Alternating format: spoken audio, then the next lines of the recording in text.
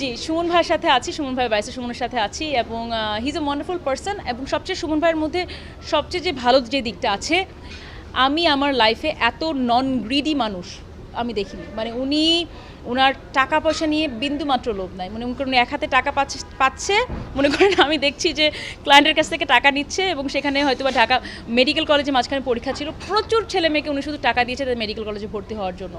এবং he is a wonderful person as well. এখন ব্যস্ততা, সবচেয়ে বড় ব্যস্ততা হচ্ছে কোর্ট নিয়ে।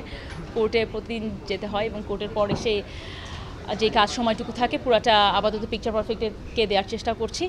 এবং সাথে সাথে আমার ছেলে আছে, হি ইজ 2 years old, তো তাকে সময় দেওয়ার মানে সব কিছু ভাগ করে নিয়ে নিজের জন্য, নিজের ছেলের জন্য, নিজের প্রফেশনের জন্য এবং প্রফেশন থেকে যতটুকু শিখেছি সেটা মানুষকে দেওয়ার জন্য কাজ করা।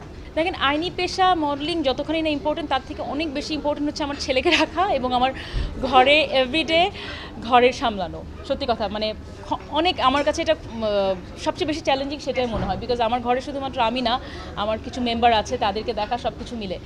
তো চেলে আমার মনে হয় ডিসিপ্লিন, কনসিস্টেন্সি যদি থাকে, যে কোনো মানুষ যে কোনো কাজ করতে পারে। এবং মানুষ ভাবে যে এটা শুধু মেয়েদের করার দায়িত্ব, এটা শুধু মেয়েদের না, এটা যে কোনো মানুষের করার দায়িত্ব।